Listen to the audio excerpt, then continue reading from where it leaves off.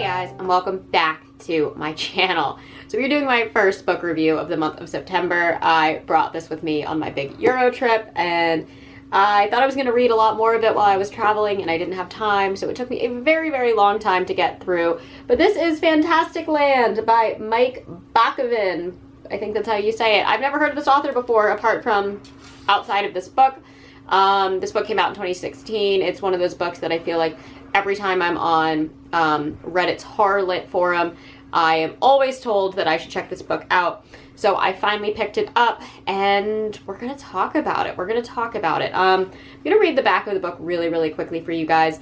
I definitely didn't realize that this is what this book was about. I definitely thought it was more about clowns. Because I always saw it recommended on pages talking about a clown in a cornfield. It is not. It is not at all. There are sort of clowns in there, but not really.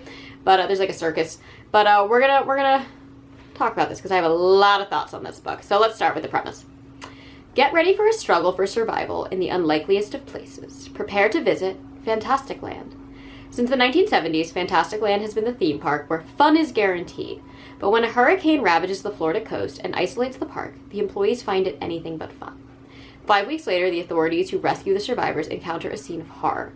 Photos soon emerge online of heads on spikes outside of rides and viscera and human bones littering the gift shops, breaking records for hits, views, likes, clicks, and shares. How could a group of survivors, mostly teenagers, commit such terrible acts? Presented as a fact-finding investigation and a series of first-person interviews, FantasticLand pieces together the grisly series of events. Cut off from the world and left on their own, the teenagers soon form rival tribes who viciously compete for food, medicine, social dominance, and even human flesh. This new social network divides the ravaged dreamland into territories ruled by the pirates, the shopgirls, the freaks, and the mole people. If meticulously curated online personas can replace private identities, what takes over when those constructs are lost? FantasticLand is a modern take on Lord of the Flies meets Battle Royale that probes the consequences of a social civilization built online. Okay, so I want to break a couple things down with this novel. One, this is very, very, very much an attempt at a retelling of Lord of the Flies. And that is one of the things that I was really gravitating towards when reading this book. I read Lord of the Flies when I was 14. I read it my freshman year English class, and it's one of those novels that has stuck with me forever. I've spoken about it several times on this channel, but there are moments and scenes from that novel that are literally burned into my head at how terrifying it is. And it really is a book that has staying power all of these years later. And I will say that Bockoven did a really good job of referencing that. And I would say especially with the concept of like the Lord of the Flies being the pig head that Simon discovers, and kind of contrasting it to the characters of the warthog, the warthogs or whatever, within FantasticLand. And I really loved that, and I really loved how the warthogs kind of maintained their level of mystery throughout the novel, and how they were very calmly introduced, and then kind of built up to be, in my opinion, the scariest part of the whole novel. I think Jason is the interviewee's name. I think the storyline with Jason in the hotel being trapped and hunted by the warthogs is the best part of this book. I think it's the scariest part. I think it's the most jarring, and I definitely think it is my favorite. Again, that's a storyline that's very, very open-ended, which I really, really kind of liked. Allegedly, and this is just stuff I read online, Bockoven is going to eventually release another book more about the warthogs. Not sure how I feel about that, but I did think that and the connection that it directly draws to the Lord of the Flies was the strongest part of the story, so I do appreciate that. However, that's kind of where the Lord of the Fliesiness, grandeur and fawning over this novel that I thought I was going to have ends. Because I felt that in the Lord of the Flies, you really understand where these negative motivations come from with all of the children, especially when they kind of break into like their groups and they have their leaders and whatnot. I felt it felt a little forced in FantasticLand. Now, I did a lot of deep dive reading on Reddit fan theories afterwards, and I will say, and I try usually not to read reviews of books before I make my own review, so I wasn't trying to read reviews. I was definitely just trying to read fan theories, and I read a few that really kind of tried to explain how these kids trapped in an abandoned amusement park could turn to violence so quickly. And I feel like their reasoning made a lot of sense to me, but I feel, me personally, that they're kind of devolution into these almost like very, their devolution into savagery, I think, was a little too quick. I think we needed several more moments to get to that point. But I also think that there's kind of this open for interpretation moment of this story. Again, it is told through these like fake personal interviews between survivors and witnesses of what occurred. And I do think that a lot of it is very, very biased from these perspectives. Obviously this is all like fictional, but I feel like a lot of the story was told to paint the pirates and our main villain, Brock Hockney, and then our kind of bumbling villain, Sam Garlick, as bad characters. However, one of the things that I noticed is I do feel like that bias allows for interpretation of what also could have happened, and I feel like we aren't getting the full story, which I think is really interesting. I do think is really interesting. I kind of wish it wasn't super left for interpretation, but I do kind of feel like the shop girls and the Deadpools were a lot worse than the book makes them seem. And I think they did, again, there's a very, very good job in the story of kind of leaving that up for interpretation. My biggest qualm with the story is that I kind of wish at the end, when we have our fake author, our fake interviewer, or whatever, the guy who's rating this alleged book, making his own conclusions, I kind of wish that that was fleshed out a little bit more. I feel like we really only got looks into the negative aspects of the pirates, and we just kind of glossed over the full nature of the shop girls and the Deadpools, because I found that those three tribes really were the three driving forces that created the chaos around everything, but it was really only the pirates that were presented to the media to be the supervillains of this story. And I think that's kind of the point that Bockoven was trying to make.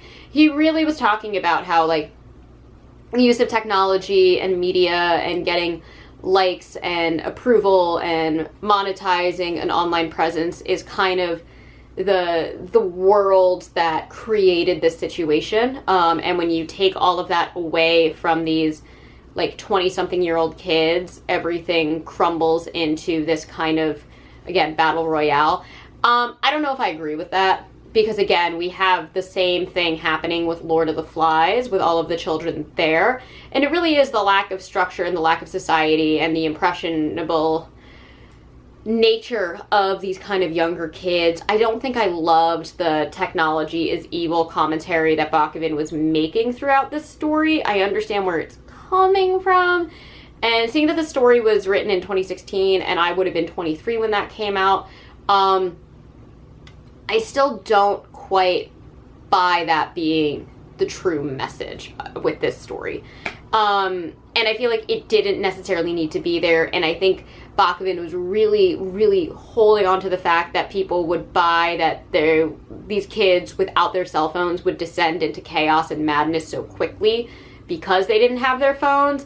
I feel like he's really, really leaning on that. And I feel like had there been a few more chapters and a few more interviews that really fleshed out the actual downfall of these like employees into these kind of barbaric tribes, I think it would have been better. Another thing that I really wished is that there were more interviews with the same people. There's only one person who gets interviewed twice, and I feel like I would have loved to have continued to have these narratives and these stories told through these different survivors throughout the story, instead of just getting one chunk about one story and like one slice of time. I feel like it just didn't feel believable having somebody tell like the beginning of the story, but we never kind of followed back with them for the end. Like there's a lot of monumental things that happen There's obviously the death of like the Batman guy. There's the Council of Pieces. There's the burning of the medical tent. There's a lot of massive things that affected all of these characters within the story. But we don't get their perspectives on all of the events. We only get their perspectives on like chronological moments that serve the nature of this story. And I would have loved to have seen the interviews return and meet these people again and get their stories on every single angle of what was happening, especially if they were there. That being said, I'm just kind of word vomiting my criticisms on this novel. I thought this was really, really good. I thought it was really, really interesting. I really loved getting to meet all of these survivors and kind of try and figure out what was happening. And I loved the differing perspectives, and I loved the rationale and the reasoning that these characters had. And I loved the kind of consistent use of an unreliable narrator and trying to piece the whole thing together. And I loved the way Bockoven created the character of Brock Cockney. I thought it was amazing. I am convinced he was the pirate at the very, very beginning of the story, where the dad and family were able to escape right before the hurricane hit, and they had that interaction with the pirate who made their kid feel safe. And I love that idea that even if he wasn't that main pirate, like, we had a very good glimpse into a good pirate and then watched the descent into madness. I thought that that scene also allowed us to maybe take with a grain of salt everything that's being said negatively about the pirates. Obviously, they're horrible people, and what we learn with Brock Cockney, he is definitely a villain. But I think it's interesting how there was so much bias towards the pirates, and then because not many Deadpools made it out alive, and the shop girls were kind of so closed off and cliquey, I feel like there's definitely a lot of stuff going on there that we don't quite understand. I thought one of the things that was really, really interesting was the anonymous chapter, and I think that chapter was so important because it opened up, again, this need for conversation to say, hey, maybe the pirates weren't the only villains. Maybe there was a lot more going on that we didn't see. And why is that? And I just loved, again, I loved the openness to interpretation. I loved the acknowledgement that everybody was an unreliable narrator. I just wish the ending had been a little bit more direct and maybe threw some more facts at us, saying like, this is all of the stuff that you've been told, but let's fact check what we actually do know and that we can pull together and kind of present that to the reader as well to give us more of a clear idea of who is actually lying. And I feel like I would have loved that. And I definitely feel like I needed just a little bit more understanding of what was going on with certain characters and scenes. I really wish we had had a few more interviews throughout and a few more perspectives on some of the major events that happened. I don't quite think it's fair that we didn't quite get multiple perspectives on some of the more intense events that happened. Even though it would have been redundant, I think it would have benefited the story a lot more and really doubled down on that concept of the unreliable narrator, because we really only get like one or two perspectives on the Council of Pieces. We really only get one perspective on the chaos that erupted when the power went out in the bunkers with Sam Garlick at the beginning, and I just feel like we needed more of that. I feel like Sophie, the character who raided the gun rooms with her boyfriend, I feel like we needed a lot more from her because she ends up being a major player in the trials, but we only have one interview with her. She kind of downplays her involvement and nobody else speaks about her throughout the entirety of the novel, and it's not until the very, very end that we kind of get this glimpse of she may have done a lot more than she said, but we really don't know if that's true or not. So I just needed this book to be more fleshed out. And that is my biggest complaint. This was a 4-star read for me, and my biggest complaint is that I needed more from it. And I always think that that's a good thing for a book. It means I was very, very much in line with this book. I enjoyed what it was. I didn't want to put it down. Even though it took me a really long time to get through it, it wasn't because I was bored with this book. It was literally because I was traveling and pretty much only reading it in airports. but I just wanted more. And I'd be really interested to read more from him, especially if he continues to write in this style. But I think the weakness of this novel was not giving us more. It's only like 265 pages. This could clearly have had another 100 pages of more interviews and more depth, and it would have been so much more for it. One of the other things that I think is a little unnecessary is I think that final interview with Richie Fresno shouldn't have been there. I think the book ends on a much stronger note with Brock Hockney's interview closing it out, and then the fake author's conclusion to the story. I think that was a much tighter ending. I don't think Richie Fresno's interview really added anything to the story. I think it honestly just took away from the insanity that was Brock Hockney's interview, and I think it was a really cool way to kind of change up the interview style just for that one chapter. I really appreciated that, and I thought it was very well done, and gave us definitely a glimpse into who Brock Hockney was and his motivations. So I do think it kind of missed the mark on that moment, especially because we get so much from the history of the founders of FantasticLand and the team who ran it at the beginning of the book. I don't think we needed it as a bookend at the end. But yeah, this was a 4-star read. I'm really happy I read it. I think it's definitely a really interesting take on the Lord of the Flies story. And I do like that it's raised the ages. Again, these are all people who are like in their early 20s who are acting this way, which I think in and of itself is a little shocking too, because they should have more of that moral compass, but they also have more of an understanding on how to manipulate their peers. And I think that's really interesting.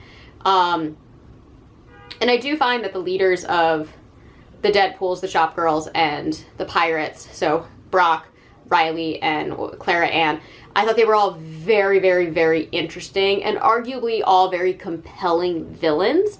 And we get almost this cult style. And I think it's really cool how the older leaders of the World Circus and of the Mole Men, once you figure out that they are these older leaders, they're not quite blinded by youth and the consequences of their actions, comparing and contrasting how they ran everything, I thought was very telling as well. And again, I thought this was a very well done novel. I needed more from it to fully believe it, I think. I think that's my biggest complaint with this story. So it was a 4-star read.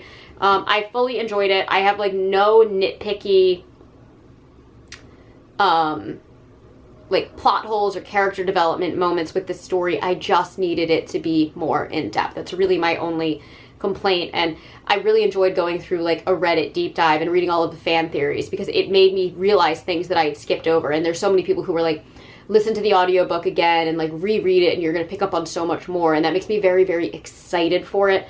And Mike Bockoven, he can write scary. There's so many scary and depraved moments in this entire novel, and it's gory and it's violent and it's like very unsettling, and to an extent it is sort of believable that it could happen. But I do think he shines the most with the warthog chapter, and I do think that the warthogs as a presence throughout the park are truly the scariest part of the entire novel. And I really love how they are constantly in the background of the story until the very like last third, where they start to really have a real presence. I thought that was brilliant the way that he did that, and I really did appreciate the overall tone that this book had. I thought it was a interesting modern adaptation of Lord of the Flies. Again, Lord of the Flies to me is something that you really feel could happen, and this one I think needed more added to it to make me fully believe that it was realistic, especially in the journalistic aspect of it. I needed those multiple interviews, I needed follow-up interviews, and you really don't get a lot of that.